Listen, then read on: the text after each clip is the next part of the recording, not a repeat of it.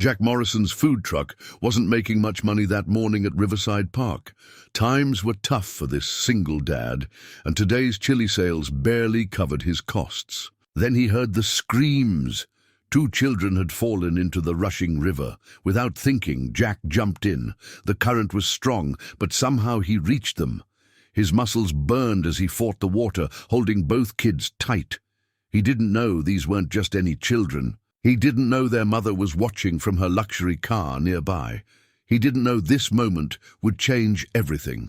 But as he pulled them to safety, one question remained. Could a simple act of courage bridge the gap between 2 very different worlds? Before we jump back in, tell us where you're tuning in from. And if this story touches you, make sure you're subscribed, because tomorrow I've saved something extra special for you. 3 hours earlier, Jack Morrison had stood in his cramped kitchen, squinting at the faded photograph propped against the coffee maker. Sarah's smile still brightened the worn edges of the picture, her arms cradling baby Emma, while he stood beside them, younger and more hopeful. 5 years had passed since the cancer took her, but some mornings the loss felt as fresh as yesterday. "Dad, have you seen my science notebook?" Emma's voice carried from her bedroom, pulling him back to the present. At 12, she was becoming more like her mother every day. Same determined chin, same brilliant mind. "Check under your history textbook," he called back, turning to flip the pancakes. They were the cheap mix kind, not the from-scratch ones Sarah used to make, but he'd mastered the art of adding just enough cinnamon to make them special. Emma bounded into the kitchen, her dark hair escaping a hasty ponytail. The science notebook was clutched triumphantly in her hand. "Found it! But Dad, I still need the materials for my project. The fair's in 2 weeks." Jack's stomach tightened. The science fair project, testing water quality in different parts of the city. The test kits alone would cost more than today's likely food truck earnings. "We'll figure something out, kiddo. Maybe we can talk to your teacher about alternatives." "But this could help people," Emma persisted, sliding onto a kitchen stool. "What if we could show which neighborhoods have unsafe water, like where Tommy's family lives? His mom always buys bottled water because she doesn't trust the tap." Jack set a plate of pancakes in front of her, his chest aching with pride and worry. "You've really thought this through, haven't you? Mom would have wanted to help people too, right?" Emma's fingers found the edge of the photograph, touching it gently. "You always say she was a researcher before she chose us instead," Jack finished softly. The memory was clear. Sarah leaving her promising career to start a family, insisting that some experiments were more important than others. They'd had plans to open a restaurant together, combining his cooking with her scientific precision. The food truck was all that remained of that dream. Emma ate quickly, glancing at the clock. "We're going to be late for setup." "Not if we take the shortcut through the park." Jack grabbed his worn apron from its hook. The Morrison's home cooking logo was fading, but the words were still legible. He tucked the photograph into its usual spot in his wallet. A habit he couldn't break, even after all these years. The walk to Riverside Park was their daily ritual. Emma would point out interesting rocks or plants, sometimes stopping to take notes for her other science projects. Today, she was unusually quiet, lost in thoughts about the upcoming fair. "Hey," Jack nudged her shoulder. "Remember what Mom used to say about problems?" Emma's face brightened. "They're just solutions waiting to be discovered." "That's right. And we'll discover a solution for your project too. Promise." They reached the usual spot where the food truck was parked. Jack's regular helper, Mike, had called in sick again. The 3rd time this month. Another problem waiting for a solution. As Emma helped him with the morning setup, Jack caught her staring at the neighboring food trucks with their shiny new equipment and professional signage. His second-hand truck, with its temperamental grill, suddenly felt shabby in comparison. "Dad?" Emma's voice was hesitant. What if I helped more? I could learn the register or maybe take orders." Jack stopped wiping down the counter. "You help plenty already, sweetheart. Your job is to be a kid and do well in school. That's what Mom would have wanted." The morning crowd was starting to trickle in, office workers seeking coffee, joggers wanting protein smoothies. Jack tied his apron with practiced movements, pushing away thoughts of bills and broken equipment and science fair projects. Right now, he had chili to prepare and customers to serve. Emma gathered her backpack, heading for school. "See you at 3. Study hard," he called after her. "And Emma?" She turned back. "We'll figure it out. We always do." Watching her disappear down the park path, Jack touched his wallet where the photograph lay hidden. "We're doing okay, aren't we, Sarah?" he whispered. "Mostly okay." The morning sun warmed his face as he began another day of trying his best to prove those words true. Sophie Chen stood in her penthouse kitchen, watching her twins stuff matching Gucci backpacks with books and toys. Alexander and Alice, perfect mirrors of each other at 8 years old, had insisted on bringing their entire science kit to the park. Their enthusiasm for experiments reminded her too much of their father, another brilliant mind who'd left them for the next big discovery. "Mommy, can we bring the microscope too?" Alice held up the professional-grade instrument, her eyes bright with hope. "Darling, we discussed this. The park is for outdoor activities." Sophie straightened Alice's collar, a habit she'd developed to keep her hands busy when saying no. "Besides, your new tutor is coming this afternoon. But we want to study the pond organisms," Alexander chimed in, his voice carrying the same determination that had built Sophie's tech empire. "Like real scientists." Sophie checked her watch, a rare vintage piece worth more than most cars. Being CEO of Chentech meant every minute was scheduled, coordinated, optimized.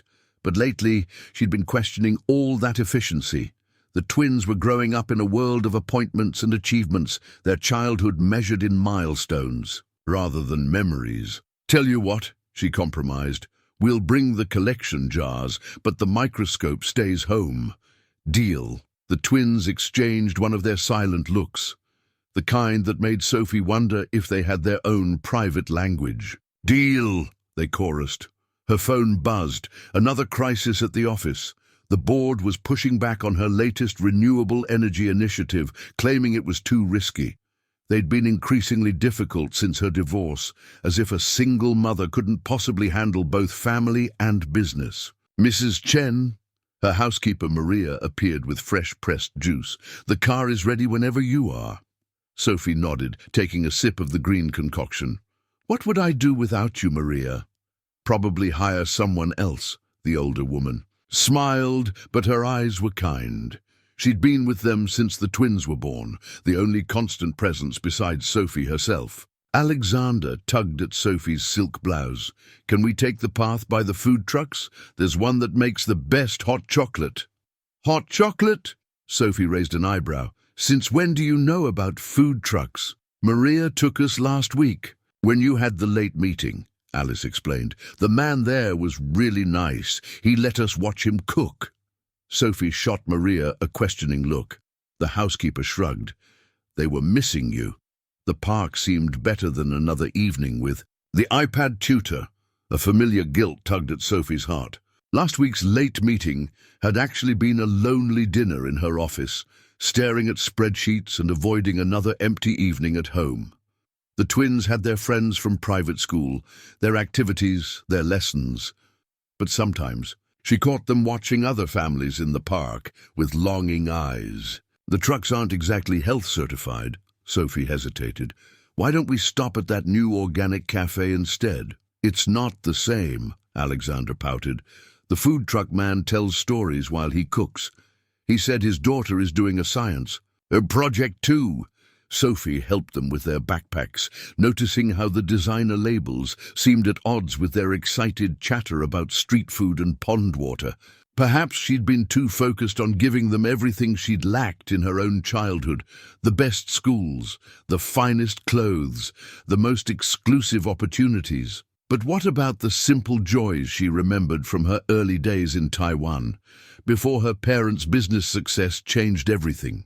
"All right," she conceded. "We can walk by the food trucks, but first sunscreen." The twins groaned but submitted to her methodical application. As she worked, Sophie noticed their matching backpacks were already scuffed, despite being barely a month old. They were living, growing children, not the perfect porcelain dolls she sometimes felt pressured to present to the world. Her phone buzzed again. The board could wait. This morning belonged to her children, food trucks and all. The morning had warmed enough for Jack to roll up his sleeves, revealing the scratched face of his father's old Timex. The watch wasn't worth much, but it had marked every important moment of his life. Graduation, wedding, Emma's birth. Now, it kept time for another day of serving comfort food to strangers. He was stirring the chili when he heard it. A splash, followed by screams that made his blood run cold. "Alexander!" A woman's voice, raw with terror. "Alice!" Jack's body moved before his mind could process the scene. He vaulted over the counter, catching glimpses of thrashing water and small hands breaking the surface.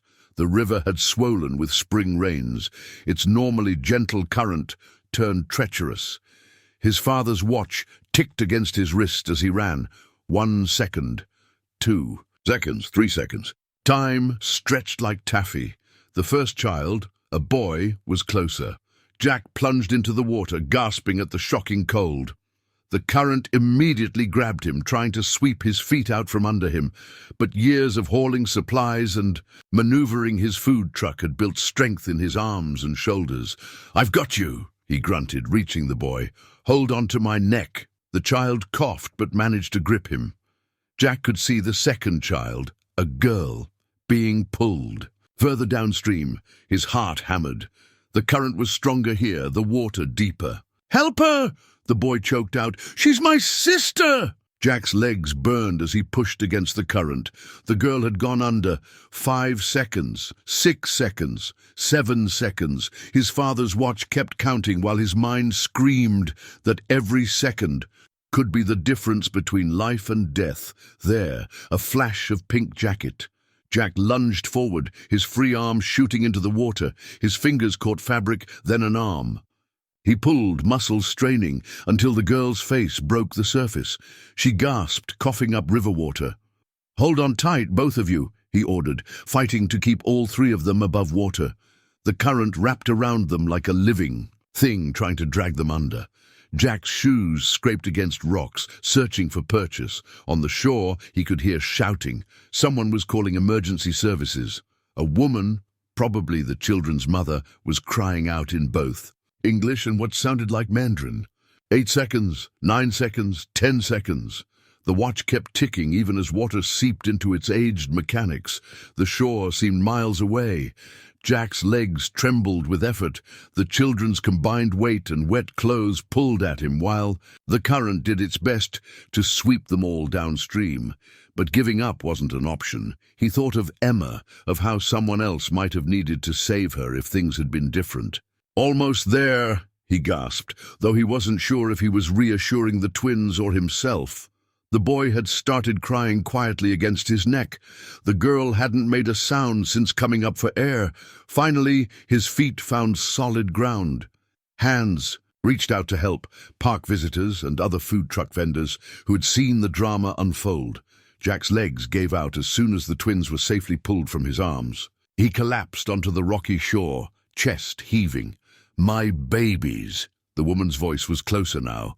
Through water-blurred eyes, Jack saw an elegantly dressed Asian woman gathering both children into her arms, her designer outfit getting soaked as she held them. "Mommy!" the girl coughed, speaking at last. "We just wanted to see the ducks up close." "The bank was slippery," the boy added, hiccuping through tears. Jack sat up slowly, his body already aching. Water dripped from his clothes, forming puddles on the ground. His father's watch had stopped, its face foggy with moisture.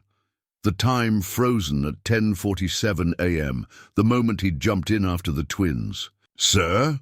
A paramedic was kneeling beside him. "We need to check you out, too." Jack tried to wave them off. "I'm fine, just need to get back to my truck." "Please," the children's mother spoke. She had shifted to reveal an aristocratic face marked by tears and smeared makeup. "Let them examine you, I insist." Their eyes met, and Jack saw something that made him pause, not just gratitude, but a deep understanding of what had nearly been lost. He nodded slowly, too exhausted to argue. His father's watch remained silent on his wrist, marking the moment when one man's ordinary morning had turned extraordinary. Jack shifted uncomfortably in the hard hospital chair, his clothes still damp. A glossy business magazine caught his eye from the waiting room table. Chentech Revolution. How Sophie Chen's green innovation is changing the world. The woman from the cover was sitting across from him now, her silk blouse water-stained, her perfect makeup streaked with tears and river water. "Your children," Jack cleared his throat. "Are they being examined?" Sophie answered, her eyes fixed on the emergency room doors. "The doctors say they should be fine, thanks to you." She turned to face him fully. "I don't even know your name." "Jack Morrison." He ran a hand through his wet hair. "I should call my daughter's school. Let them know I won't be there for pickup." "Of course. Please, use my phone." Sophie pulled out the latest Chentech smartphone, her company's flagship product, Jack now realized. "And let me have someone collect your daughter, my driver." "No, that's—" Jack hesitated, pride warring with practicality. "I can call her usual sitter." The emergency room doors opened. The twins burst out, now dressed in hospital scrubs that made them look even younger. They made a beeline for their mother, but then Alexander stopped, tugging his sister's sleeve. "You're the food truck man," he exclaimed. "The one with the stories." Alice nodded eagerly. "We tried to tell Mommy about your hot chocolate, but then we saw the ducks and—" "Alexander, Alice." Sophie's voice was gentle but firm. "What you did was very dangerous. You could have—" Her voice caught. "I'm sorry, Mommy," they said in unison, shoulders drooping. A nurse appeared with discharge papers, and Jack used the moment to step away and call Emma's school. When he returned, he found the twins peppering the nurse with questions about river bacteria and water safety protocols. "They're certainly curious," he commented. Sophie's smile was proud but tired. "Too curious sometimes. They get that from—" She stopped, something clouding her expression. "They love science, even if it leads to misadventures. My Emma's the—" "Same way," Jack said. "She's working on this water quality project." He caught himself. Why was he sharing this with a billionaire tech CEO? But Sophie was listening intently. Water quality. "Alexander, Alice, isn't that similar to your school project?" The twins perked up. "We're testing different filtration methods," Alexander announced. "Emma's testing water from different neighborhoods," Jack explained, surprised by their shared interest. "Though we're still figuring out the equipment." "Mommy has a whole laboratory!" Alice bounced excitedly. "With real scientists and everything." "Alice," Sophie cautioned, but her eyes had taken on a thoughtful look. "Mr. Morrison, Jack, please let me do something to thank you. If your daughter needs lab equipment—" "I couldn't," Jack interrupted. "Really, anyone would have done the same." "No," Sophie said quietly. "They wouldn't have."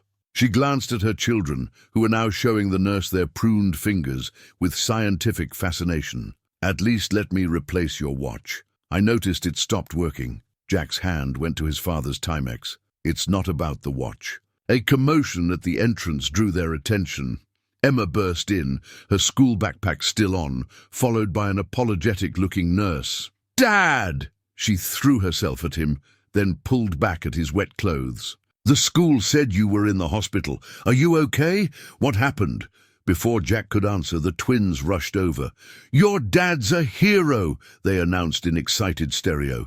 "He saved us from the river." Emma's eyes widened as she looked between the twins, her father and Sophie, who was watching the scene with an unreadable expression. "Dad?" Emma's voice held a million questions. Jack managed a tired smile. "It's quite a story, kiddo. One that starts with a couple of young scientists getting too close to their research subject." The twins giggled, and even Sophie's composed face softened. The magazine on the table seemed to mock the scene, its polished corporate image. at odds with this messy, emotional moment in a hospital waiting room. "Perhaps," Sophie said carefully, "we could continue this conversation somewhere more comfortable. I believe I owe your father a proper thank you, and it seems we have some young scientists who might benefit from collaboration." Jack looked at Emma, saw the hope blooming in her eyes as she chatted with the twins about their shared interests. His wet clothes were becoming uncomfortable, his muscles ached, and his pride was putting up its usual fight. But sometimes he thought, touching his silent watch, time had a way of presenting unexpected opportunities. The next morning, Jack stared at the elegant business card in his hand. The raised silver text caught the early light. Sophie Chen, CEO, Chen Tech Industries. Below the corporate logo, she'd handwritten her personal number and a note. "For a fellow parent who understands what matters most." "Is that from the twins, Mom?" Emma asked, peering over his shoulder as she packed her school bag. "Are you going to call her?" "It's complicated, kiddo." Jack tucked the card into his wallet next to Sarah's photo. "Besides, we've got a truck to run." But when they arrived at their usual spot in Riverside Park, they found a small crowd gathered. A sleek coffee cart had been set up next to Jack's. Weathered truck with a handwritten sign, "Free drinks today in honor of yesterday's hero." Maria, the twins' housekeeper, waved from behind the cart. "Mr. Morrison, the twins insisted on helping." Alexander and Alice poked their heads out, wearing mini aprons over their private school uniforms. "We made hot chocolate," Alexander announced, proudly. "With real Belgian chocolate," Alice added, "like you showed us." Jack's protest died on his lips as he saw Emma's face light up at the sight of the twins. They'd exchanged phone numbers at the hospital, and she'd talked about them all. "Evening. Mom said we could help before school," Alexander explained, "since your truck might need cleaning after, you know." Jack glanced at his truck. Someone had already pressure-washed it, and the morning prep work was done. Even his temperamental grill had been expertly serviced. "I can't accept," he began. "Accept what?" Sophie appeared, dressed more casually than yesterday, but still radiating elegance. "My children wanted to help the man who saved their lives. I merely provided transportation and hot chocolate supplies." She smiled at Emma. "And I heard someone might be interested in our lab's water testing equipment." Emma bounced on her toes. "Really? You mean it?" "Dad," Alice tugged at Jack's sleeve, "can we show Emma our science kit? Please." The children's enthusiasm was infectious. Jack watched as they huddled together, Emma explaining her project while the twins offered suggestions with the confident authority of 8-year-olds. "They're good for each other," Sophie observed softly. "My two have all the equipment they could want, but they've never had this." She gestured at the easy camaraderie developing between the children. A couple of Emma's school friends had arrived, drawn by the unusual scene, and the twins were eagerly incorporating them into their impromptu science meeting. "Ms. Chen," Jack started. "Sophie, please." "Sophie, I appreciate everything, but I can't let you disrupt your morning like this. You must have meetings, responsibilities." She pulled out her phone, showing him her calendar. "See this morning's entry. It says, 'Thank the man who gave my children a future.' That's my only responsibility right now." A customer approached, and Jack automatically moved toward his truck. But Maria was already handling the order with professional efficiency. "Just for today," Sophie said, reading his expression. "Let us help. And maybe," she hesitated, "maybe we could discuss how to make sure Emma's project gets the resources it deserves." Jack thought of the pride in Emma's voice when she talked. About helping other neighborhoods, about making a difference. It was the same passion he'd heard in Sarah's voice years ago. "I was thinking," Sophie continued carefully, "Chentech's educational foundation could sponsor some student science projects. Completely merit-based, of course. Emma's work on water quality would be exactly the kind of initiative we support." She was offering him a way to accept help without compromising his dignity. Jack looked at the business card again, at the personal note she'd written, then at the children, already planning their next experiment together. "One condition," He said finally. The kids do the work themselves. No corporate labs taking over. Sophie's smile was warm. Agreed. Though I should warn you, once those three get started, we might need to supervise some of their more ambitious ideas. As if on cue, they heard Alexander explaining something about molecular filtration, while Emma and Alice scribbled notes, with increasing excitement. What have we just agreed to? Jack laughed, surprising himself. Sophie's eyes crinkled. I believe, Mr. Morrison, we've just agreed to let our children teach us a thing or two about breaking down barriers. Over the next 2 weeks, Jack's handwritten menu board became a diary of unexpected changes. Alongside his usual comfort foods, new items appeared. Alexander's special hot chocolate and Alice's science fair smoothie. The twins had insisted on contributing their own creations, tested and approved during their now regular visits. You added ginger, Sophie observed one morning, sipping her coffee at the small table Jack had set up beside the truck. She'd started arriving earlier each day, claiming the morning park air helped her think. The twins mentioned you like it, Jack replied, trying to sound casual. He didn't add that he'd specially ordered the premium Korean ginger she'd grown. Up with, after overhearing a conversation between her and Maria. The morning crowd had shifted too. Sophie's presence attracted a different clientele. Corporate types who might have never noticed his truck before. But Jack made sure his regular customers still felt welcome, especially the construction workers and students who'd supported him through leaner times. Dad, Emma called from inside the truck, the water samples are ready. She'd set up a mini lab in the truck's corner, her science project evolving beyond anything they'd originally imagined. The twins hovered nearby, their private school uniforms slightly rumpled from their enthusiastic assistance. Remember the control group, Alexander advised seriously. And document everything, Alice added, holding up her tablet to record their observations. Sophie watched the children work, a soft expression on her face. They've never been this excited about their studies before. Emma either, Jack admitted, though I'm a bit worried about their latest idea to map the entire city's water supply. Too ambitious? Too expensive. The testing kits alone. Sophie straightened, recognizing her cue. They'd developed an unspoken dance around these moments, her offering help, him hesitating, them finding middle ground. The Foundation's grant committee meets next week, she mentioned. I hear there's a very impressive proposal from some young scientists. Jack's pride warred briefly with practicality. Emma worked hard on that application. She did. No help. From any corporate labs as promised, Sophie's eyes twinkled. Though I can't guarantee the committee won't be slightly biased by their daily hot chocolate deliveries. The twins had made it their mission to bring samples to the Chen Tech offices, proudly wearing the Morrison's home cooking aprons. Jack had gotten them. The security guards now knew them by name. Speaking of deliveries, Jack gestured to his menu, your board members seem to enjoy Tuesday's special. Ah yes, the corporate crisis comfort chili. They've started scheduling difficult meetings on Tuesdays specifically.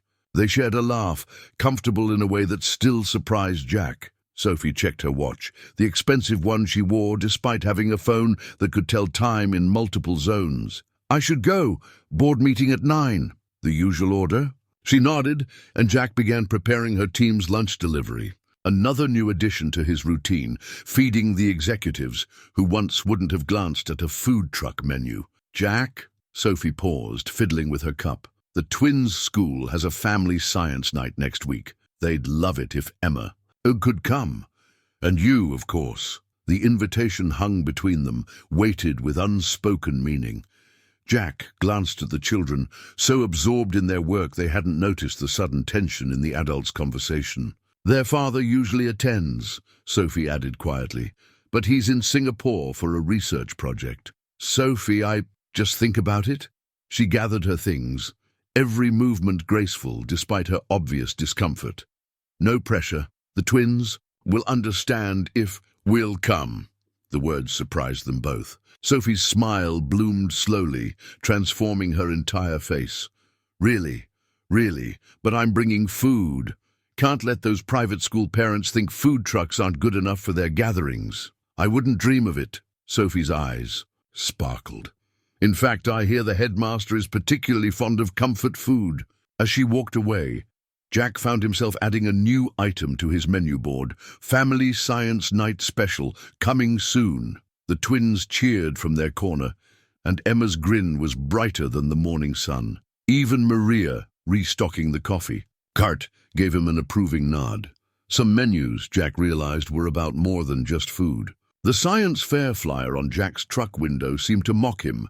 Brighton Academy Family Science Night, where future innovators share their discoveries. He adjusted his tie, borrowed from a neighbor, and checked his reflection in the truck's side mirror. "Dad, stop fidgeting," Emma said, emerging from the back in a new dress Sophie had helped her pick. "You look fine. Fine enough for Brighton Academy." He gestured at the elegant building before them, where luxury cars were already pulling up to the valet station. "You look perfect," came Sophie's voice. She appeared beside his truck, the twins bouncing excitedly beside her. "And your food smells amazing." Jack had spent hours preparing everything. Sliders with homemade brioche buns, miniature versions of his famous chili, delicate appetizers that married his comfort food style with upscale presentation. The twins had helped design the menu, insisting that their classmates would love fancy food truck food. "The setup's inside," Sophie guided them through a side entrance, away from the main crowd. "I thought it might be easier." She'd thought of everything, creating a buffer between his world and hers. Jack wasn't sure whether to be grateful or uncomfortable about that. The school's massive auditorium had been transformed into a showcase of student projects. Professional display boards and elaborate experiments filled the space. Emma's modest table seemed out of place until you looked closer at her actual work. "Your data analysis is remarkable," commented a man in an expensive suit examining Emma's water quality findings. "Have you considered expanding the testing parameters?" "Actually, yes," Emma lit up. "Alexander and Alice helped me identify additional metrics we could track. See these correlation patterns." The twins jumped in, explaining their contributions with infectious enthusiasm. Jack noticed Sophie tense slightly. The man was her ex-husband, Dr. James Chen, recently returned from Singapore. "Fascinating," Dr. Chen mused. "The methodology is quite sophisticated for your age level." "That's because they did it themselves," Jack spoke up quietly. "No lab assistants, just real kids asking real questions." Dr. Chen turned, seeming to notice Jack for the first time. "Ah, you must be the food truck owner I've heard so much about." "Dad saved us," Alexander announced proudly. "And his food is better than any restaurant," Alice added. Dr. Chen's expression flickered. "Yes, well, speaking of food," he glanced at his watch, "I should make my rounds. Sophie, we'll discuss the twins' summer schedule later." After he left, Sophie touched Jack's arm. "I'm sorry about that." "Don't be. I'm used to people making assumptions." "Well, I assume you're about to prove them all wrong." Sophie nodded toward the growing line at his food station. The headmasters already had 3 sliders. The evening evolved into something unexpected. Parents who might never have visited a food truck were raving about Jack's cuisine. Emma's project drew serious attention from science teachers and professionals. The twins flitted between both worlds effortlessly, proud tour guides bridging the gap. "Mr. Morrison?" The headmaster approached, dabbing his mouth with a napkin. "I understand you've been helping with our students' research methodology?" "Oh, I just provide the space," Jack demurred. "The kids do all the work." "Space, encouragement, and apparently excellent food," the headmaster smiled. "We've been looking to expand our STEM program's community involvement. Perhaps we could discuss some possibilities." Sophie, appearing with perfect timing, added, "Jack's truck has become quite the laboratory, and his approach to hands-on learning." As they talked, Jack watched Emma explaining her findings to a group of younger students. She stood tall, confident, her father's borrowed tie now around her neck like a badge of honor. The twins flanked her like protective siblings, fielding questions and sharing credit. Later, helping Emma pack up her project, Jack found a note tucked into the science fair flyer. Sophie's elegant handwriting read, "Some barriers are only as solid as we believe them to be." "Dad," Emma held up her project's conclusion board. Can we really keep working with other schools? The twins said their dad might know some people." Jack looked at Sophie, who was unsuccessfully trying to prevent the twins from eating their fourth slider of the night. She caught his eye and smiled, a real smile, not her polished CEO version. "Yeah, kiddo," he said. "I think we can figure something out." The antique tea set sat between them on Sophie's penthouse balcony, steam rising from delicate porcelain cups. Jack watched as she performed the ceremony with practiced grace, each movement precise and meaningful. "My grandmother taught me," Sophie explained, her usual corporate efficiency replaced by something softer. She said tea ceremonies aren't about the tea, they're about making time stand still. The twins and Emma were inside, supposedly doing homework but mostly giggling over their latest science experiments. The sounds of their laughter drifted out to the balcony, mixing with the evening air. "Sarah would have loved this," Jack said quietly, accepting the cup Sophie offered. She always wanted Emma to know more about her Chinese heritage. Sophie's hands stilled. It was the first time he'd mentioned his late wife so directly. "Emma told me her mother was Chinese American, third generation. She always regretted not learning more of the language, the traditions." Jack smiled at a memory. "She used to ask the owners of our local Chinese restaurant to teach her proper pronunciation. And now Emma's learning from the twins," Sophie observed. "I heard them teaching her counting earlier." The tea was unlike anything Jack had tasted, subtle, complex, telling a story with each sip, like the woman serving it. "I've been thinking about your proposal," Sophie said carefully, "about expanding the food truck business." After the science fair, several parents had approached Jack about catering private events. The headmaster had even suggested a regular lunch service for the school. "It's a big step," Jack admitted. "New equipment, staff, licenses. The foundation could—" "Sophie," she set down her cup. "Right, no corporate rescue missions, but maybe a partnership? Your recipes, your leadership with some strategic investment." Inside, Emma shrieked with laughter at something the twins had done. The sound made both adults smile.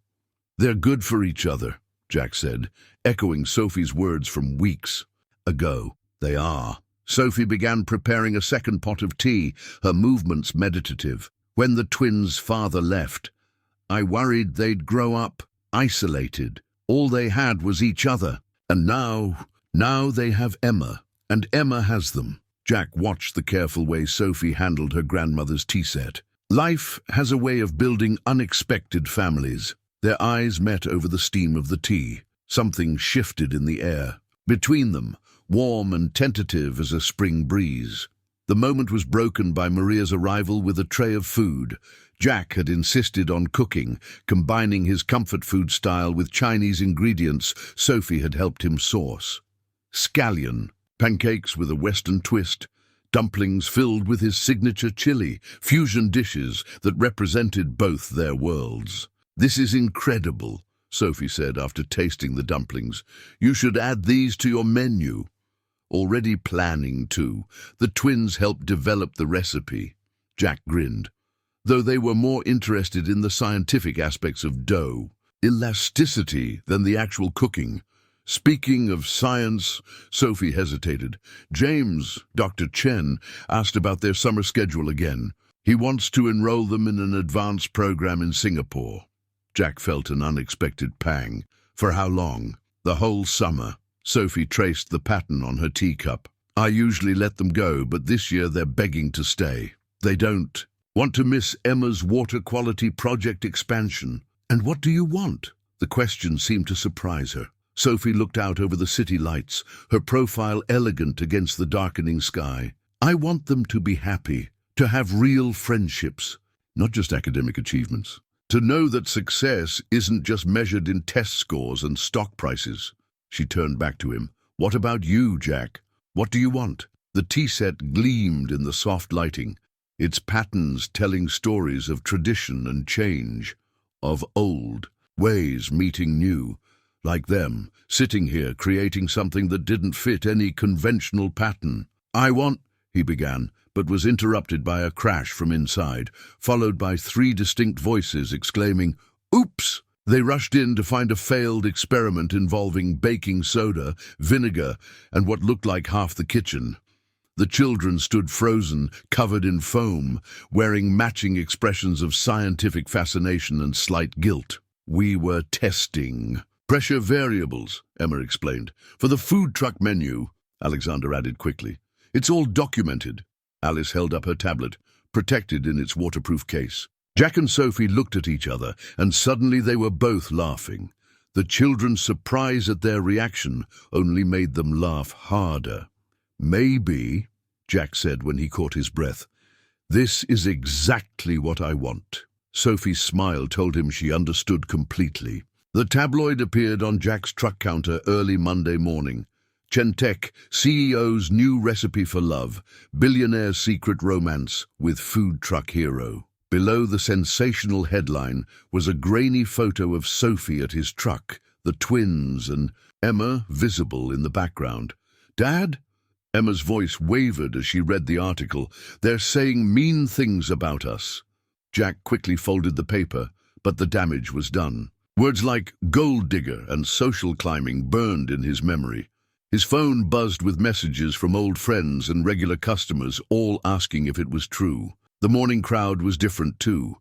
Photographers lurked behind trees, trying to catch a glimpse of the rags to riches romance. Some customers came just to stare, not bothering to order. Mike, his occasional helper who'd been increasingly unreliable, showed up unexpectedly. "Hey boss, thought you might need help with all the attention."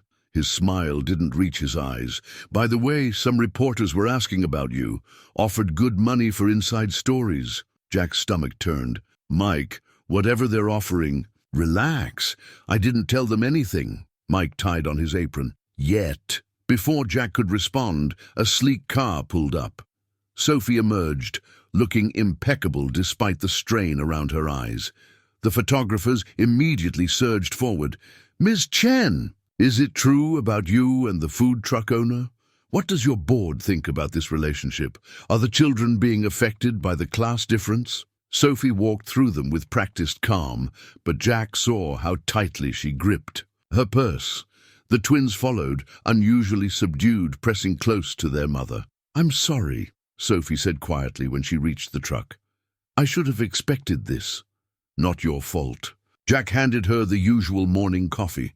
Cameras clicked rapidly at the simple gesture. "Actually," Mike interrupted, "this could be good for business.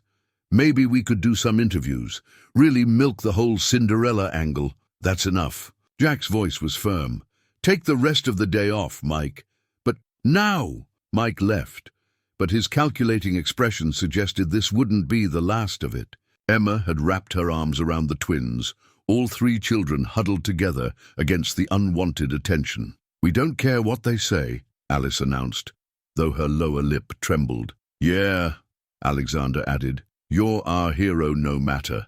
"What they write?" Jack's phone rang, the headmaster of Brighton Academy, probably calling about the scandal affecting his prestigious school. On Sophie's phone, board members were sending urgent messages about emergency meetings. "Perhaps we should..." Sophie began hesitantly.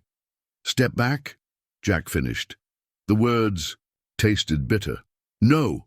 All 3 children protested at once. Sophie's face softened as she looked at them. Then, to Jack's surprise, she pulled out her phone and began dialing. "Maria, please bring the other package." "Yes, now." Minutes later, Maria arrived with a large bag. Sophie withdrew a stack of papers, spreading them on the truck's counter. "What are those?" Jack asked. "Articles about me, from when I first took over Chentech." She pointed to headlines. "Too young, too female, can Chen save family empire?" And "Beauty over brains, Chentech's risky future." "They tried to define me," Sophie said quietly. "To make me fit their narrative. I proved them wrong by staying true to myself." She looked at Jack.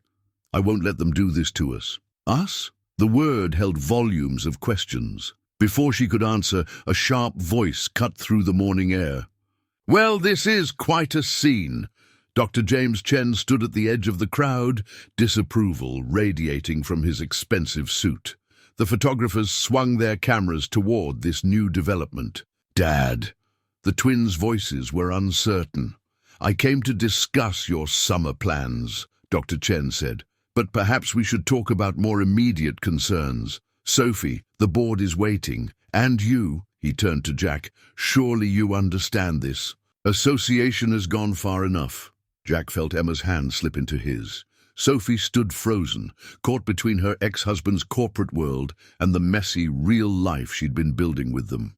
The tabloid lay on the counter between them all, its sensational headlines trying to reduce their complex relationship to simple sensation. But nothing about their connection, born of a river rescue, strengthened by children's laughter and deepened over cups of tea, could be captured in mere headlines. The corporate document lay open on Sophie's desk. Emergency board meeting resolution, vote of no confidence in current leadership. The formal language couldn't disguise the threat. They wanted her out, and they were using her relationship with Jack as ammunition. Your personal choices reflect poor judgment, board member Harrison was saying. The company's image?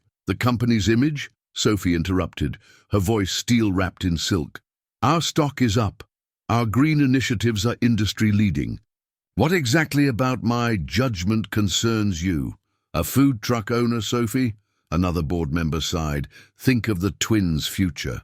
Outside her office window, she could see the spot where Jack usually parked his truck, but it wasn't there today. The morning after the tabloid story broke, he'd arrived to find his tires slashed and graffiti sprayed across the side.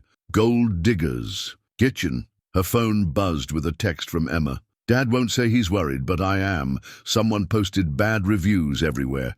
They're saying his food made people sick. Sophie's hands tightened on the document. She knew who was behind the reviews. Mike had been spotted meeting with a rival food service company that had been trying to secure the Brighton Academy contract. The board's concerns extend beyond your personal life, Harrison continued. Dr. Chen has raised valid points about the twins' education. A summer in Singapore focused on academics rather than playing scientist at a food truck. My children are thriving, Sophie cut in. Their grades are excellent. Their social skills have improved, and their interest in practical science. Their father disagrees. The words hung in the air. James had always been her weak point, brilliant, ambitious, and utterly convinced he knew what was best for everyone. Another text lit up her phone, this time from Alice. Alexander's crying, but won't tell me why. Some boys at school said things about Dad and Mr. Morrison. Please come home. Sophie stood, gathering the papers into a neat pile. This meeting is over. Sophie, no. You want to discuss my leadership? Let's talk about how I've doubled our renewable energy patents. Want to question my judgment? Look at our profit margins. But my children and my personal life are not up for board approval. She strode out, her heels clicking against marble floors that suddenly felt like they belonged to another life. In the elevator, she called Jack. How bad is it? She asked when he answered. Nothing I can't handle. His voice was tired. Though Emma's school called. Some parents are concerned about her influence on their children. Jack, don't. This isn't your fault. A pause. The twins okay? No, school's been rough. James is using it to push for Singapore again. Maybe. Jack's voice caught. Maybe he's right. Maybe they'd be better off. Don't you dare finish that sentence. Sophie's voice surprised them both with its fierceness. My children haven't laughed this much in years. Emma's project is opening doors for kids across the city. We are not letting them win. She heard commotion in the background. Jack swore softly. What is it? Health inspector, third one this week. Funny how they keep showing up during peak hours. Sophie's mind raced. She still had contacts in the restaurant industry, people who owed her favors. A few calls could... Sophie. Jack seemed to read her thoughts. No corporate fixing, remember? This isn't fair. Life rarely is. He tried to sound light. But hey, at least that tabloid got my good side. A knock at her car window startled her. Maria stood outside, holding up her tablet with breaking news. Chentech board considers leadership change. Sources say CEO's personal life raises concerns. Sophie looked at the corporate document on the seat beside her, then at the empty spot where Jack's truck should be. Everything she'd built, her company, her children's happiness, this unexpected chance at love, was under attack. Her phone buzzed again. A photo from Emma. The twins in Jack's kitchen, all three children wearing Morrison's home cooking aprons, surrounded by science equipment and cooking supplies. They were laughing, flour in their hair, completely absorbed in whatever experiment recipe they'd invented. Below the photo was a message. Dad says, when stuff gets hard, we just need to make something good out of it. We're working on a new recipe. Want to help? Sophie touched the screen, her vision blurring slightly. Then she turned to Maria. Call my lawyer and find out who owns the empty storefront next to Jack's usual park spot. Sophie, they want a war? Fine, but they're about to learn that love makes the best armor. The Singapore Airlines ticket on Sophie's desk seemed to mock her with its simple promise of escape. First class, departing tomorrow. James had arranged everything. Take the twins for their much-needed academic intervention. Let the media storm die down. Give the board time to reconsider their position. It's the sensible choice, James had argued. Think of your legacy, Sophie. Everything your parents built. Now, alone in her office, she stared at the ticket while scrolling through her phone. Pictures of the past few months filled the screen. The twins and Emma conducting water tests by the river, Jack teaching Alexander how to knead dough, Alice falling asleep against her father's shoulder during movie night. A knock interrupted her thoughts. Her assistant entered with more papers requiring urgent attention. Supplier contracts, board recommendations, press statements, and underneath it all, a note from Brighton Academy. The twins' summer registration for Singapore was pending her signature. Her phone buzzed with a text from Jack. Trucks repaired. Health department finally cleared us. Emma misses the twins. What he didn't say, business was down 60%. 3 catering contracts cancelled. The school lunch program indefinitely postponed. Sophie picked up the plane ticket, feeling its heavy cardstock. Such a simple solution. Leave for the summer, protect her position, give Jack space to rebuild without the shadow of scandal. Across town, Jack faced his own difficult conversation. You have to let her go, Sarah's mother advised over coffee in his small kitchen. Sophie's world. It's not meant for people like us. Mom! Emma protested from her homework spot. I'm saying this because I love you both. Her voice softened. Sarah would have wanted you to protect Emma. These society people, they'll never truly accept you. Jack's gaze drifted to the cabinet where he'd stored Sophie's grandmother's tea set, left behind during their last family dinner before everything exploded. He should return it, should create distance, his phone chimed. A photo from Alice, their latest water quality results, showing significant improvements in the neighborhoods they'd targeted. We did it! The message read. Can we celebrate? At your truck? Before he could respond, another message appeared, this one from Alexander. Dad says we might go to Singapore. Please don't let them take us away. Emma leaned against his shoulder, reading the messages. Dad, we're not giving up, are we? The kitchen seemed full of ghosts. Sarah's dreams for their daughter, Sophie's laughter during impromptu cooking lessons, the twins' endless questions about every recipe. All the ways love could survive loss, bridge differences, create new families. His phone rang. Sophie's name lit up the screen. I can't do this, she said without preamble. The board? No. I can't pretend this is just about business. Jack, they're trying to make me choose between my company and my heart, and I keep thinking about that day by the river. Sophie, you jumped in without hesitation. No calculating risks, no weighing consequences, just love in action. Jack closed his eyes, remembering the cold water, the terror, the simple clarity of what mattered. The twins need stability, he said carefully. They need love. Their father offers summer science programs. You gave them family movie nights and cooking lessons and a sister they adore. Emma's grip on his arm tightened. But your company is strong enough to survive gossip. And if it isn't, she took a breath, then maybe it's time to build. Something new, something that matters more. Through the phone, Jack heard paper tearing. The plane ticket, he realized. Are you sure? No, Sophie admitted. I'm terrified. But I keep thinking about what you told the twins, that the best recipes come from experimenting, from being brave enough to try new combinations. Sarah's mother was still watching, concern etched on her face. But Emma was beaming already, texting the twins. So what now? Jack asked. Now we show them what happens when love refuses to follow anyone else's recipe. The torn plane ticket lay on Sophie's desk, no longer a temptation but a reminder. Sometimes the bravest choice was staying right where you belonged. The petition started small, just a few signatures from regular customers defending Morrison's home cooking against the fake reviews. Then Emma's science teacher shared it, praising the water quality project's impact on local communities. By morning, it had gone viral. Look at these comments, Emma said, scrolling through her tablet. They were back at their usual spot in the park, the morning sun warming the newly repainted truck. Best chili in the city, better with the new fusion menu.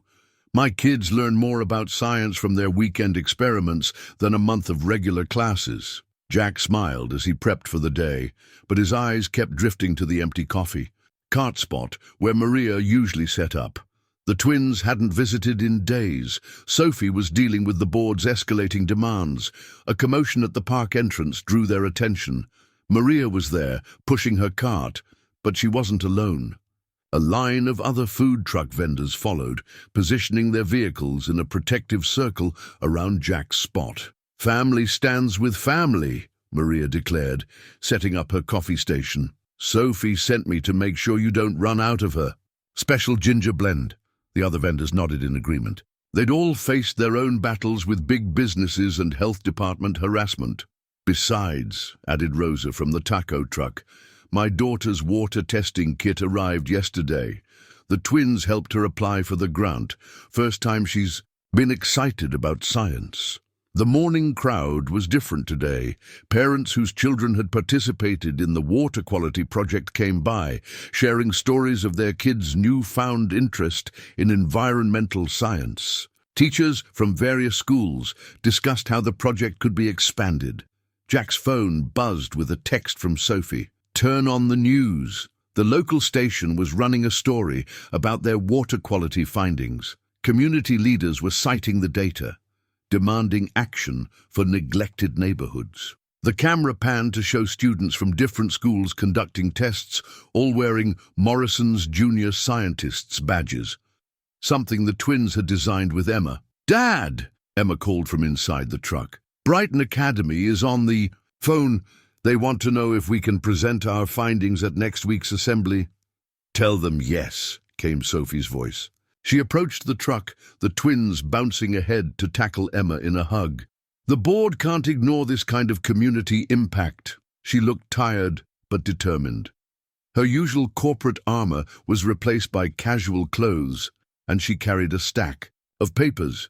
The petition, she explained, spreading them out. Over 10,000 signatures now, including some interesting names. 3 board members, 2 major shareholders, and the mayor. Jack examined the signatures, recognition dawning. These people have kids in the science program, or eat at food trucks, or just believe that love shouldn't have to follow corporate protocols. Sophie smiled. James is furious, of course.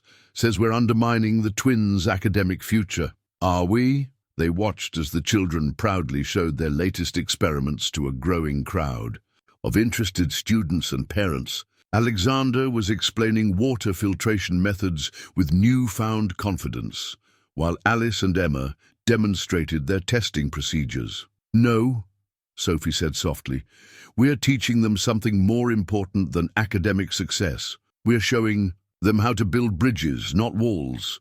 The petition continued to circulate, gathering more signatures. Local businesses offered support, remembering how Jack had helped during tough times. Parents whose children had been inspired by the science project spoke out. Even some Brighton Academy board members admitted the program's educational value. Ms. Chen, a small girl, approached, holding a water testing kit. "Can I join the science?" "Team 2. Before Sophie could answer, the twins and Emma had surrounded the girl, eagerly explaining their project. Jack watched them. These children who saw no barriers between worlds. "You know," he said to Sophie, "your board was right about one thing."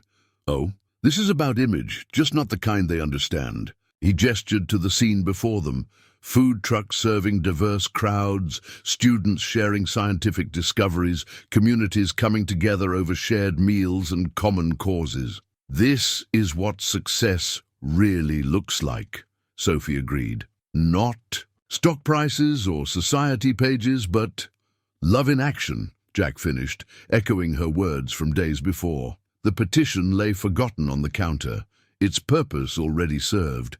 Some signatures carried more weight than others, but the most powerful endorsement was written in the smiles of children who had found their passion and parents who had found their community. The microphone stood ready on the podium, Chentech's logo gleaming under the press room lights. Behind it, the quarterly earnings charts showed record growth, but that wasn't why every seat was filled. Reporters leaned forward, hungry for the real story. The CEO, the food truck owner, and the scandal that threatened an empire. "Ready?" Sophie asked Jack, straightening his tie. Not borrowed this time, she'd bought him one that matched the twins' school uniforms. A gentle bridge between their worlds. "No," he admitted, "but when has that ever stopped us?" They could hear the crowd through the door, board members, shareholders, media. And somewhere in the front row, James Chen, still convinced he could protect their children from this embarrassment. Emma poked her head in. "We're all set up outside." "Outside?" Jack questioned. Sophie's smile was mischievous. "I thought we'd change the venue slightly." She led him through a side door to find the press conference had been moved to the plaza. Outside Chentech's headquarters, food trucks lined the square. All their friends from the park, serving corporate executives alongside construction workers. In the center, the children had set up their water quality demonstration. "Ms. Chen," a reporter called out, "is this some kind of publicity stunt?" Sophie approached the microphone, now set up in the open air. "This is a lesson in value, not stock value. Though our numbers are excellent, but the kind of value that doesn't show up on quarterly reports." She gestured to where the twins and Emma were conducting water tests with a group of interested students. 2 months ago, these children started asking questions about water quality in underserved neighborhoods. They didn't care about property, values, or social barriers. They saw a problem and wanted to help. "With all due respect," a board member interrupted, "this isn't about a school science project." "Actually," Jack stepped up to the microphone, his voice steady, "it's exactly about that, about seeing potential where others see problems, about building bridges instead of walls." Whispers rippled through the crowd as he spoke. Some shareholders frowned, but others were watching their children gravitate toward the science demonstration. "When I jumped into that river," Jack continued, "I wasn't thinking about social class or corporate image. I was thinking about 2 kids who needed help. Everything that followed, the friendship, the science project, the community response, that was just love doing what it naturally does, bringing people together." "This is absurd," James Chen stood up. "Sophie, think about what you're risking. The company is stronger when we remember its purpose." Sophie cut in. "My parents built Chentech to solve problems, to make life better for everyone, not just shareholders. Look around." The crowd did. They saw students from exclusive private schools working alongside kids from public schools, all excited about science. They saw businessmen in suits discovering the joy of authentic street food. They saw barriers dissolving over shared meals and common causes. Our quarterly reports show innovation is up, Sophie continued. You know why? Because we started listening to different voices. Because we remembered that good ideas can come from anywhere, even a food truck kitchen turned science lab. The twins had begun distributing their latest water quality reports, professionally bound thanks to their mother's resources, but bearing Jack's food truck logo alongside Chentex's.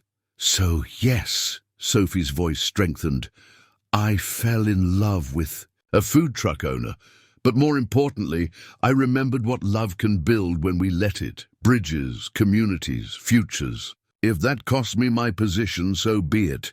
Some things matter more than stock prices.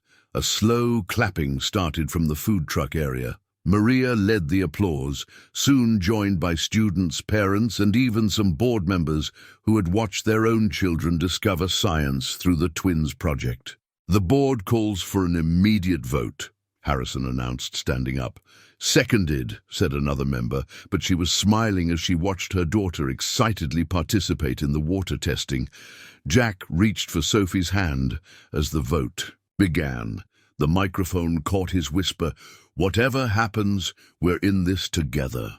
Together, Sophie agreed, watching their children's proud faces as they demonstrated their findings to the crowd. The vote would matter for Chentex's future. But in all the ways that truly counted, they had already won. The microphone stood. Witness as old barriers crumbled, replaced by something stronger. A community built on love, courage, and the simple power of people coming together over good food and common dreams. The key gleamed in Jack's palm, new brass that hadn't yet been dulled by use. The house it opened wasn't as grand as Sophie's penthouse or as humble as his old apartment. Instead, it was something uniquely theirs. A brownstone with a professional kitchen on the ground floor and enough space above for their blended family. The previous owner used it as a cooking school, Sophie explained, watching his face. The realtor mentioned something about the kitchen needing updating, but it's perfect. Jack breathed, taking in the industrial-grade appliances and vast counter space. The twins and Emma were already racing through the rooms above, their footsteps echoing with possibility. "Dad," Emma called down, "there's a whole room we can use as a lab." "With proper ventilation this time," Sophie added quickly, remembering some of their more explosive experiments. The morning sun streamed through large windows, illuminating spaces that seemed designed for their unique needs. The kitchen could serve as a test space for Jack's expanding business. The basement had potential for a small production facility. The garden out back was perfect for growing herbs and vegetables and conducting soil quality tests, as the twins had already noticed. "Look what we found!" Alexander bounded down the stairs, holding a dusty sign. The house used to be called the Cooking Academy. "Now it can be the Science and Cooking Academy," Alice suggested, following her brother. Jack and Sophie exchanged glances. They'd been discussing how to combine their passions into something meaningful. The food truck business was growing, with community-focused catering and educational programs. Sophie's board had eventually voted to keep her as CEO, impressed by the positive publicity and genuine community impact of their initiatives. "Speaking of academies," Sophie said carefully, "James called this morning." Jack tensed slightly. After the press conference, his attempts to interfere had decreased, but he still made occasional noise about the twins' education. "He wants to contribute to their science program," Sophie continued. "Actually seemed impressed by their latest project results. The twins had expanded their water quality initiative into a full environmental science program, now running in schools across the city. Emma had become a student leader, mentoring younger participants." "Really?" Jack set the key down on the counter, their counter now. "No mentions of Singapore?" "Only that they might consider presenting their findings at a conference there, as a family." The word family still held new weight. They were figuring it out day by day. Chinese festivals alongside American holidays, fusion recipes that honored both traditions, science experiments that brought together different communities. We should celebrate, Jack decided, opening cupboards to check what equipment was already there. First meal in our new kitchen. Can we help? The children asked in unison. Of course. Jack smiled. Every good experiment needs a team. They fell into their familiar rhythm.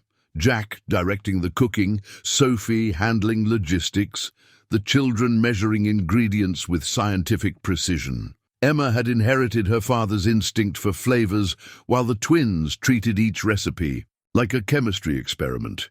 Remember our first cooking lesson? Alice asked, carefully measuring soy sauce.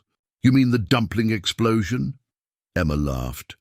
That was a valuable lesson in steam pressure, Alexander defended. Sophie watched them work together, these children who had erased all barriers between them. The key on the counter caught the light, reminding her of other new beginnings. The expanded food truck business, now a recognized educational partner with local schools. The Chen Tech Foundation's updated mission to support community science initiatives. Their upcoming wedding, planned with input from all three children. What are you thinking? Jack asked softly, coming up behind her. About recipes, she answered. Not just for food, but for life. How sometimes the best ones come from mixing unexpected ingredients. He understood, as he always did. Their love story wasn't conventional. Billionaire CEO and food truck owner brought together by a river. Rescue and children's curiosity. But like any good recipe, it worked. The key had found its place on a hook by the door, ready to unlock each new day in their shared life. Above it, they'd hang the sign, Morrison Chen Family Kitchen and Laboratory. Because sometimes home isn't just a place. It's a hypothesis proved right, a recipe perfected through love, a family blended into something greater than the sum of its parts. The family portrait session wasn't going as planned. The photographer kept suggesting poses that Sophie called artificially formal and Jack termed stuffy. The twins couldn't stop giggling, and Emma was more interested in explaining light, refraction to them than looking at the camera. Perhaps something more traditional, the photographer suggested, eyeing their casual clothes and the kitchen backdrop they'd insisted on using. This is our tradition, Jack said firmly, rolling up his sleeves. Kids, who wants to make dumplings while we do this? Immediately, three faces lit up. Sophie smiled, remembering how their first dumpling-making session had ended in flour-covered chaos. Now it was their go-to activity for family bonding. But the formal portraits, the photographer protested. We'll show who we really are, Sophie finished, taking off her blazer. A family that cooks together, experiments together, grows together. The camera clicked as they worked. Jack demonstrating the perfect pleating technique. Sophie measuring ingredients with the twins' scientific precision. Emma experimenting with new filling combinations. Their hands moved in comfortable synchronization. Three children and two adults creating something together. Mum, remember that investor who said we shouldn't be so public about the food truck connection?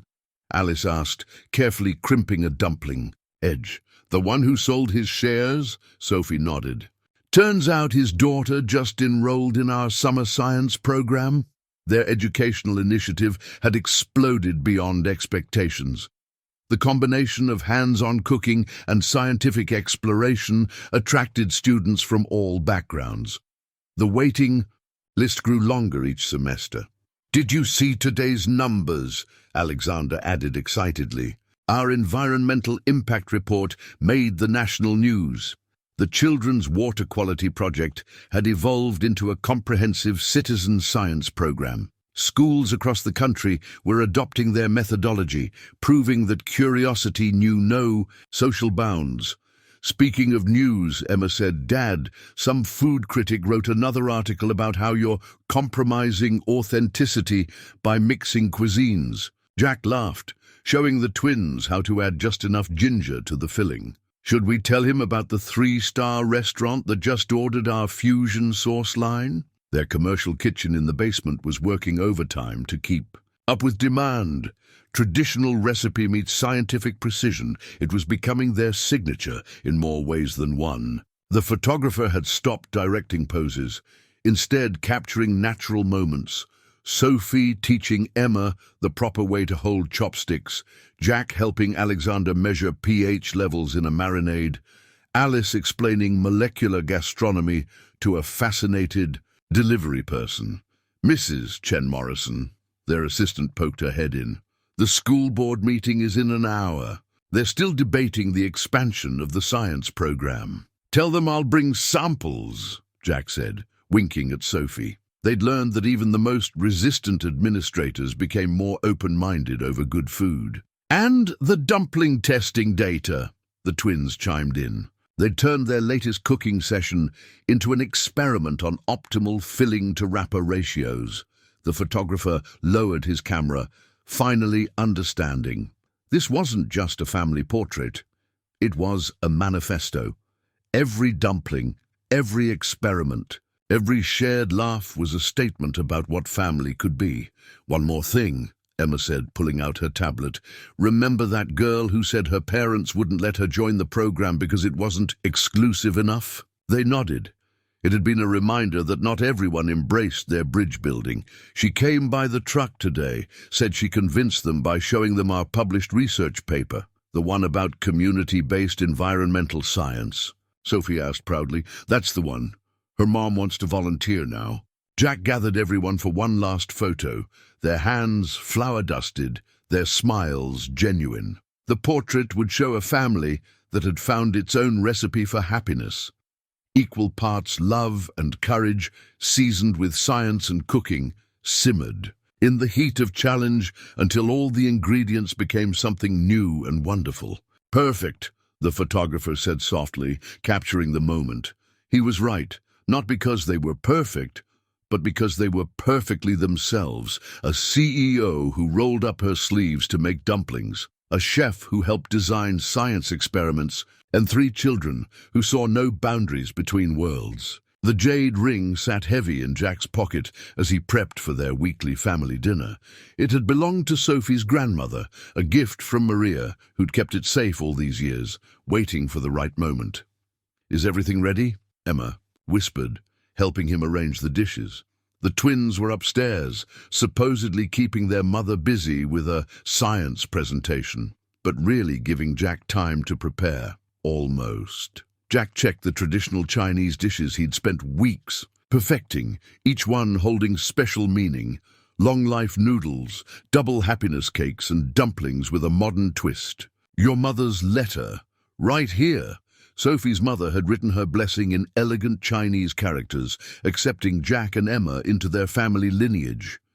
It had arrived yesterday, along with detailed instructions for honoring tradition. While embracing their unique circumstances, the sound of footsteps announced Sophie's arrival. She stopped in the doorway, taking in the transformed kitchen. Red paper lanterns hung from the ceiling, and every surface held dishes that bridged their 2 worlds. "What's all this?" she asked, though her smile suggested she knew something was coming. "Well," Alexander began their rehearsed introduction, "we've been studying cultural fusion and the chemistry of cooking," Alice continued, "and the science of love," Emma finished. Jack stepped forward, suddenly nervous despite all their planning. "Sophie Chen, who jumped into my messy food, truck life and made it better, who taught us that experiments don't always need perfect conditions," the twins added, "who showed me that families can grow in unexpected ways," Emma said softly. Jack knelt, pulling out the jade ring. "Your grandmother told Maria that this ring should go to someone who understands that love, like jade, becomes more beautiful with time and care. Will you marry me?" Sophie's eyes filled with tears as she recognized the ring. "You found it?" "Maria helped. She said your grandmother would have approved of a man who feeds both body and soul, who learns to make proper dumplings," Alexander chimed in, "and respects tradition while making new ones," Alice added. "And loves us all exactly as we are," Emma concluded. Sophie touched the ring, her fingers trembling slightly. "My grandmother. used to say that jade must be carved to show its true beauty. Like people, it takes time and patience to reveal what's inside. Is that a yes? The children asked in unison. She laughed through her tears. Of course it's a yes, though I think you all knew that before I did. As Jack slipped the ring onto her finger, the kids produced their own surprise. A scientific paper titled The Perfect Proposal, a Multivariable Analysis of Family Formation. We documented everything, Alexander announced proudly. Chemical reactions in cooking, cultural significance of symbols, even the psychological impact of shared meals, Alice explained, with peer review by Maria. And Mom's assistant, Emma added. Sophie examined their work, laughing at their detailed charts and graphs. You turned my proposal into a science experiment? With very positive results, Jack said, pulling her close. The jade ring caught the light, its ancient surface holding centuries of tradition, while embracing their modern love story. Like them, it was a bridge between worlds, proving that the most precious things gain value not from perfection, but from the journey they take. There's just one more experiment, the twins announced, producing a small cake. We calculated the exact chemical reaction needed. The cake promptly exploded in a shower of sparkles and sugar, making everyone laugh. Some experiments, after all, were more about joy than precision. I think, Sophie said, admiring how the jade ring looked against their flour-dusted, sparkle-covered hands. This is exactly the kind of proposal we deserve. The kitchen, their heart, their laboratory, their gathering place, had witnessed their journey from strangers to family. Now it would see them take the next step, blending traditions as naturally as they blended recipes and experiments. Love, like the best science and the finest cooking, was about having the courage to try new combinations and the wisdom to treasure what worked. 1 year later, the new logo gleamed on their flagship location, Morrison Chen's Kitchen and Lab, where science meets soul. The design merged a test tube with a whisk, perfectly capturing their unique approach to food and education. Mom! Dad! They're here! Emma called from the front window. A line of yellow school buses was pulling up, bringing the first wave of summer program students. Jack adjusted his chef's coat, now bearing both the original food truck logo and their new emblem, and watched Sophie finish arranging the welcome packets. Each contained a lab coat, cooking apron, and the course outline they'd developed together. Culinary science, a hands-on exploration of food, chemistry, and community. Ready? Sophie asked, straightening his collar out of habit. As ready as serving 300 kids can be, he replied, kissing her cheek. The twins burst in from the test kitchen, where they'd been setting up the day's experiments. At 13, they were now official junior instructors, proud to share their expertise with newcomers. The pH meters are calibrated, Alexander reported, and the source samples are labeled for blind testing, Alice added. Temperature probes, all synchronized, Emma confirmed, checking her tablet. At 15, she ran the data collection side of their program with impressive efficiency. The first students began filing in, a diverse mix from across the city. Their original water quality project had evolved into a full STEM education initiative, with the food truck business expanding into a chain of educational kitchens. Each location combined a working restaurant with hands-on science learning.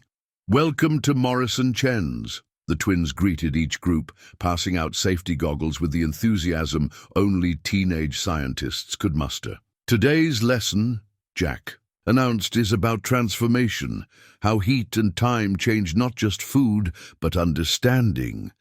And like any good experiment, Sophie continued, we'll follow the scientific method while creating something delicious. Their staff, a mix of chefs and science teachers, moved among the stations, helping students don protective gear and explaining the day's objectives. The kitchen hummed with energy, Bunsen burners firing up alongside professional stoves. Mrs. Chen Morrison, a small girl raised her hand. Is it true this all started with a food truck? Sophie smiled, remembering that first morning by the river. Actually, it started with a rescue. Sometimes the best things in life come from unexpected moments of courage. And stubbornness, Jack added with a wink. And love, the twins chimed in. And science, Emma concluded. The logo caught the morning light, casting a shadow that merged with the original food truck parked proudly outside. Now a mobile teaching unit that visited underserved neighborhoods. They'd kept it as a reminder of where they started, though its interior now housed as much laboratory equipment as cooking gear. James Chen appeared at the door, right on schedule for his monthly visit. He'd finally accepted their success, even contributing to the educational foundation they'd established. "The Singapore conference wants you to keynote," he told Sophie. "All of you, actually. They're fascinated by your integrated approach to STEM education." "Field trip," the twins exclaimed, already planning experiments they could demonstrate. The kitchen filled with the sounds of learning. Questions being asked, hypotheses formed, measurements taken with careful precision. Every station combined the warmth of home cooking with the excitement of discovery. Jack watched Sophie move. Among the students, equally comfortable explaining molecular gastronomy or demonstrating proper dumpling technique. Their wedding ring caught the light alongside her jade engagement ring, old and new, tradition and innovation, just like them. "Time to start cooking," he announced to the room. "And experimenting," the children added, because that's what their life had become. One continuous experiment in love, learning, and the courage to combine unexpected ingredients into something wonderful. The logo said it all. Science and soul, heart and mind, family and future. A recipe that proved that sometimes the most unlikely combinations create the most perfect results. The end.